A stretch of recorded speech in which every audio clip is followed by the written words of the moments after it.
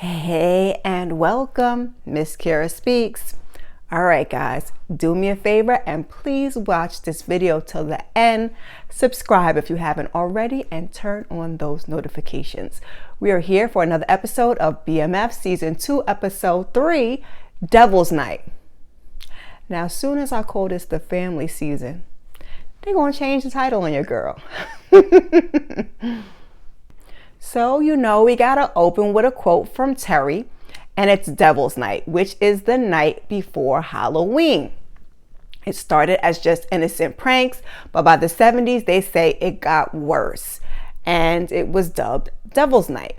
By 1984, there were over 800 fires in Detroit in a 3-day period. And we're getting this history lesson because the whole episode is centered around just that, Devil's Night, like the title of the episode. We're at the Flannery residence, and with Denise on board, the car service is finally turning a profit. Terry suggests that they increase their prices because a lot of car services aren't running on Devil's Night or Halloween. Charles says yes. Oh, because Charles don't say yes to nothing. No refusing rides or throwing customers out of their cars. On the TV, we see that there's a major drug bust. I think it was down in Florida. You can correct me if I'm wrong. And the bus leads to a drought, which we'll see throughout this episode. Terry, he's giving Nicole a ride to school, and they're talking when the tire blows out. They get into a car accident. Terry, he's fine. Nicole, she's a little banged up, and later on, she's going to use that as an excuse to stay home. So Charles thinks that somebody's been messing with the tires, and Terry, he just thinks it's a Devil's Night prank. We later find out that it is not. Meanwhile, Meech is still sexing on Cash Doll. Monique, that is. And Miss Cash Doll had y'all in a tizzy with that picture on IG or wherever it was with that filter that she had on her face. Folks were stressed out, okay? So they're doing what they do, and was that Meech's daughter in there with Monique's daughter, Zoe? Get down in the comments and let me know, because I was a little confused by that part. So he goes to see K9, and K9 is steady putting him on to game. K9 said he doesn't drink, he doesn't get high, or go out to clubs. So this fool is just, straight taking people out for fun while he's sober. So Meech tells him that his cousin back in Ohio, he got, and that he's going to need a re-up on consignment. K9 tells him to check back in a few weeks. He doesn't have a few weeks. But K9 is making more withholding than flooding the streets. And Meech is like, listen, I'm loyal. What I got to do? So K9 sends him on a mission to go get loudmouth Travis. He owes him a grip. He wants him to keep it just between the two of them, bring him back to him alive. He tells him blood doesn't make you family, loyalty does. So he tells him to go check on that cousin's story and make sure it's real, which was good advice, and he was right. Jen is at the station looking at the board, and Bryant comes in and tells her that the deals that they busted are not 50 boys. With Lamar gone, 12th Street has merged with the 50 boys, and they are calling themselves BMF, which we already knew. And Bryant says, and Meech is at the head of it, and I'm going to take him down. And Jen wants to know, she's calling Meech Moby Dick, which Meech is not that big time quite yet. So that was kind of a reference if you ask me. But for some reason, Bryant doesn't know that they never caught Moby Dick. Go figure. So he goes and runs up on his favorite B Snitch. And I want to know, why is it that nobody sees these two together when they out in public in broad daylight? Make it make sense. So he takes him to the morgue, and out back there's containers, and the containers are filled with bodies. The drugs that they're pushing out onto the street are killing people. And he tells him that Kato's in one of the containers because she had no family. Then he pulls out, I guess it's her death certificate, and magically he has a picture of a sonogram with a baby on it. Smell was probably a little bit too much for him. B Mickey, he throws up, and he wants to know, what does Bryant want from him? And I'm going to call BS on that picture. I don't think that Kato was pregnant. I don't know where he got that picture from, but Bryant, he's being manipulative. He wants to get what he wants out of the deal, and he wants Meech, and he's going to stop at nothing to get it. What do you think? Do you think Kata was pregnant? I don't think Kata was pregnant. So Bryant is going to manipulate a little get back with Meech, and he tells B Mickey to go tell Meech that he's got that medical grade hookup and he will do the rest. We see Meech and he meets with B Mickey at the record store, and he's telling him that he's going to get more product from K9, but first he's got to, do a little errand for him real quick. He's got to track down Travis. Now, didn't K9 tell him to keep this between the two of them? This ain't keeping it between the two of you.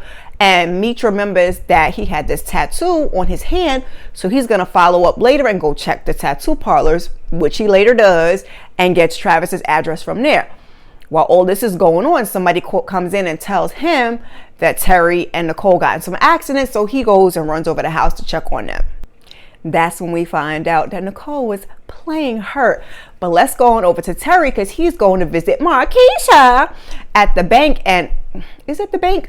At her job, her place of employment. I think it's the bank. And he finds out that they don't have the coverage for vandalism. Womp womp. So she's telling him that owner of the other car company was mad about his brochures. And Terry, he's getting all upset. And these two end up at lunch, and he apologizes. And I'm like, is she not married? Who is having lunch in calamari with? Okay, girl. Like I said, while he's there, he apologizes to her for getting upset inside her workplace. And, just being a little bit of a hothead, which Terry is typically not. And part of me does like Markeisha for Terry. Hear me out. Because she's kind of like K9. She's giving Terry those gems, and I love that she's giving him those gems, but it's like you want to be legit, like legit lifestyle gems. K9 is giving, the street gems, and she's giving the legit gems. But it is still a weird situation when it comes to Terry and old girl. So Terry, he later goes to pay Cleet a visit, and he's on 100. And Cleet comes out, he's like, you got the message though, didn't you? And I honestly thought that Cleet might be part of the mob, but when he went into his business, Cleet was the only non-melanated person in there. So what do you think? Do you think Cleet is with the mob? What do you think? Or are we going to see any more of Cleet? Get that in the comments and let me know. So Lamar wakes up in a body bag at the funeral home with his cousin Alvin, and he steals the dead man's gators and goes on over to Zoe's school, where he pays her a visit. He sees her, she sees him, but there's a bus that goes in between the two of them. And when the bus passes, there's no Lamar. Dun dun dun dun. And y'all gotta stop with this. Lamar is not a superhero, and this is not a horror movie, and I've had enough. So her mom is there picking her up, and she tells her mom what happened, and mama plays it off, but she gets on that phone and she calls Meech, and Meech is like, nah, he's dead. Stop letting her watch scary movies. Okay, you gotta listen to these kids when they be talking. So Meech heads on over to this address, and no Travis, just the base head with a kid.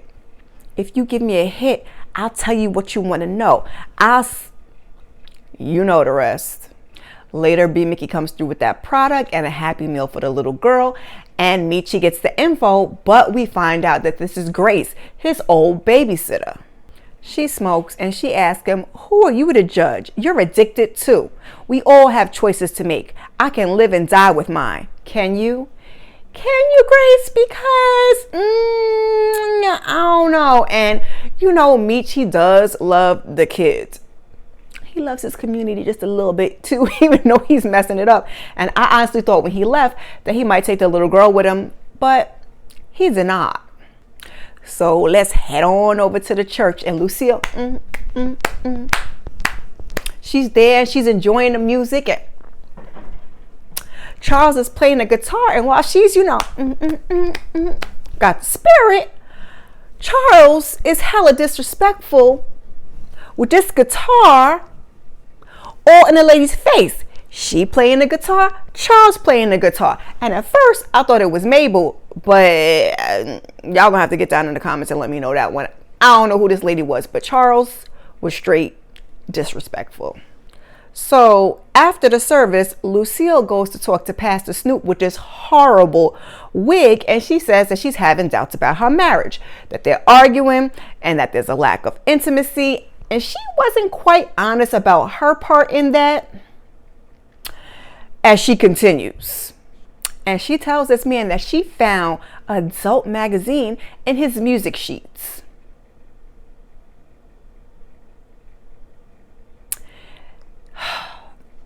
Now I'm gonna deviate a little bit from the notes with this one. You know that this man do not like Pastor Snoop. Come on, Lucille. Back to what else I was gonna say. So Pastor Snoop says, every man has desires. It's up to you to make sure that you are more desirable than the women in the magazines. And he talks about submission. So to my church folks, I just want to know if y'all agree with Pastor Snoop's sentiments. And how do you feel about this exchange? I know that you can go to your pastor and seek counsel, but let me know if you think that this scenario was appropriate.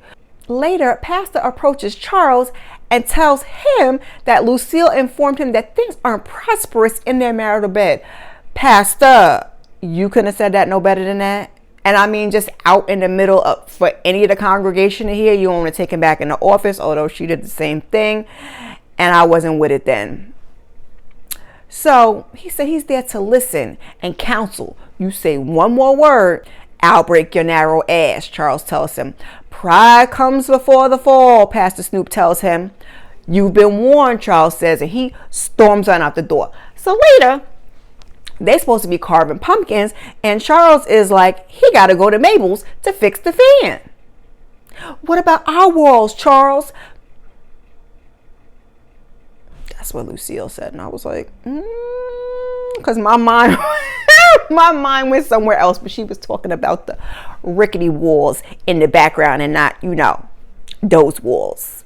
It's been 2 years, and he tells her, like I said, that she embarrassed him in front of the pastor, and we knew that was coming. And he asked her for respect, and she says, you have to earn it. So off he goes. And we see him over at Mabel's, and he's fixing that fan, and Mabel, she's dancing. And after he gets done fixing that fan, she wants him to dance too. So Charles, he gets down, he all swiveling his hips. That's why Nicole was looking at that lady like that. Nicole knew what was up. So she slides him a few more dollars, and Charles slides his ass on out of there without crossing the line this time. So somewhere in the timeline, because I jumped around a little bit in my notes, so I'm not sure, but Terry meets with Charles, and he finds out that it wasn't a Devil's Night prank, that all of their cars are messed up, and Charles thinks it has something to do with the drug game. He's mad because they're losing days work, and he's going to have to pay for the tires. And, Terry's telling him to fix it, and Charles wants him to do it his way, the honest way. But after he leaves, Denise says that she respects Charles, but he doesn't understand whoever did this will keep coming. So they have to fight back. So later, Denise and Terry, they head on over to Cleet's place for a little retaliation. And since Denise worked at GM, she knows a couple of little tricks and little pointers she giving them. They give them a little sugar in the tank, and she gives them something to do with the brake line that's going to give zero evidence of foul play. Now, I know some of y'all, this sold y'all with Denise, and yes, Denise is about that life, but I say until her ass is on the line or it comes down to something to do with that child. So I still got my good eye on Miss Denise, okay? So Jen and Bryant, they're in a car, they get called to a fire, and they're going over there, and I had no idea that that was a police's responsibility, but maybe because it was Devil's Night and maybe arson involved. So they get there, and there's a big crowd of folks, and they're just screaming, let them burn, let it, And it turns out that it was a whorehouse, and they decided that they was going to take matters into their own hand. We hear somebody screaming in the house, and Jen, she goes running in, and I was like, houseway, like, fires are hot. Not being funny, not being sarcastic, but it's TV. So she rescues this man and drags this man out the building, and she saves him. And later on, they're in the ambulance and they're having a conversation, and we find out that the man, he was having a couple of flashbacks that he was in the war, and Jen, I think it's from Vietnam, on when they were trying to come over here. She lost a brother, and sounds like she's having a little survivor's remorse, a little guilt involved. And they just politicking, and the man talks about how he was received when they came back home, and she's telling him, you know, thank you for your services. She tells him that she's a hero, and she thanks him, and you know, that made him feel good. So a little bit after that, we see her in the car, and we find out that Jen is burning herself, and that this is, you know, basically the coping mechanism that she's using to get through whatever pain she's going through, which is not good. And again, here's another person. Jen could actually be a good person, but with the way this show's going and the way everything is set up, your girl, she is a little skeptical. So Meech and B Mickey, they make their way on over to Travis's, and Travis is home, but Travis is busy with none other than Peaches. You heard me, K9's girl, Peaches. So there's a guy outside. He's got him like a little Molotov cocktail type of concoction. He's about to burn down somebody's house. So they stop the guy and send him home and all this BS, but they use it to throw it in Travis's car. Travis comes running out the house. He sees them. He goes running back into the house. So we give chase. We're in the house, and Travis is shooting, and B Mickey's shooting, and Meech is shooting, and Travis, he don't make it. And I'm sitting there saying to myself that this was not a good idea.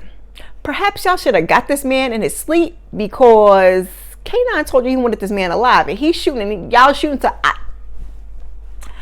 I don't know how y'all thought this was a good idea, but make it make sense. Again, so Peaches, she come out with her strap and is like, just don't stop nothing. I'm going to still do me. And I just said, K9 and Peaches, they're a match made in somewhere, child. Just a whole hot ass mess.